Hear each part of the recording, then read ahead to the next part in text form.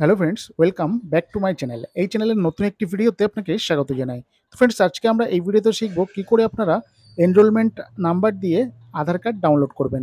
তো কাজটি চাইলে কিন্তু আপনারা মোবাইল থেকেও করতে পারেন বা কম্পিউটার থেকেও কিন্তু করতে পারেন। এর জন্য মোবাইল বা কম্পিউটারের গুগল ক্রোম ব্রাউজার ওপেন করবেন এবং লিখবেন UIDAI.gov.in। আমি ডেসক্রিপশনে লিঙ্ক দিয়ে রাখবো। সেই লিঙ্কে ক্লিক করলে সরাসরি কিন্তু আপনারা এই পেজে চলে আসতে পারবেন এবং এখানে আসার পর দেখতে পাচ্ছেন ল্যাঙ্গুয়েজ একটি অপশান রয়েছে। তো সিম্পলি ল্যাঙ্গুয়েজ অপশানে কিন্তু এখান থেকে আপনি ইংলিশ চুজ করে নেবেন। ইংলিশে ক্লিক করলে পরবর্তী পেজে আপনার কাছে এরকম ইন্টারফেস হবে, যেখান থেকে মাই আধার অপশানে আপনি যাবেন এবং এখান থেকে দেখতে পাচ্ছেন ডাউনলোড আধার। তো ডাউনলোড আধার অপশানে কিন্তু ক্লিক করবেন। পরবর্তী ক্ষেত্রে এখানে দেখতে পাচ্ছেন আপনি আহ, আধার নাম্বার দিয়ে আধার কার্ড ডাউনলোড করতে পারবেন এবং এনরোলমেন্ট আইডি দিয়েও করতে পারবেন বা ভার্চুয়াল আইডি দিয়ে করতে পারবেন। তো আমি এনরোলমেন্ট আইডিতে কিন্তু ক্লিক করে দিলাম। তো ক্লিক করার পর এখানে কিন্তু 14 ডিজিটের এনরোলমেন্ট আইডি আপনাকে দিতে হবে। আমি পাশে ডেমো স্বরূপ আপনাকে কিন্তু দেখিয়ে দিচ্ছি। তো 14 ডিজিটের যে এনরোলমেন্ট নাম্বার রয়েছে সেই নাম্বারটি এখানে দিয়ে দেবেন এবং পরবর্তী যে বক্স রয়েছে সেখানে দেখতে পাচ্ছেন সিলেক্ট ইআইডি ডেট।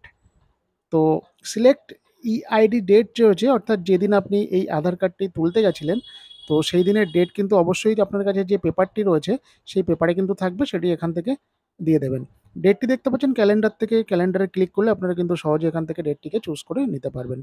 তো ডেটটি দেওয়া হয়ে গেলে তারপর দেখতে পাচ্ছেন ইআইডি টাইম। তো এখানে ঘড়িতে ক্লিক করলে আপনি যে আধার কার্ডটি কটার সময় তুলেছিলেন সেটিও কিন্তু আপনি যে রিসিপ্টটি পাবেন বা আধার সেন্টার থেকে যে রিসিপ্টটি দেওয়া হয় সেখানে কিন্তু এটি থাকে।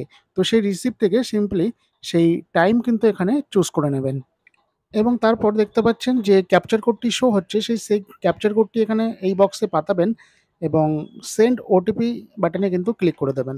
সেন্ড ওটিপি অপশানে ক্লিক করলে আপনি যে মোবাইল নাম্বার দিয়েছিলেন যখন আপনার এনরোলমেন্টের সময় বা আপনি যখন আধার কার্ডটি তুলতে গেছিলেন, যে মোবাইল নাম্বার দিয়েছেন সেই মোবাইলে কিন্তু আপনাকে একটি ওটিপি পাঠিয়ে দেওয়া হবে।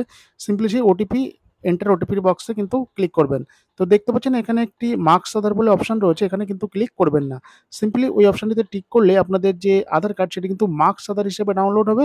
অর্থাৎ শুধুমাত্র আধার কার্ডের লাস্টের 4টি সংখ্যাই কিন্তু আপনারা দেখতে পাবেন এবং পরবর্তী বা পূর্ববর্তী যে নাম্বারগুলো সেগুলো কিন্তু ক্রস থাকে। তো ওখানে ক্লিক না করে সরাসরি আপনার মোবাইলে যে ওটিপি যাবে সেই ওটিপি পাঠিয়ে দেবেন এবং ভেরিফাই অ্যান্ড ডাউনলোড অপশানে কিন্তু ক্লিক করে দেবেন।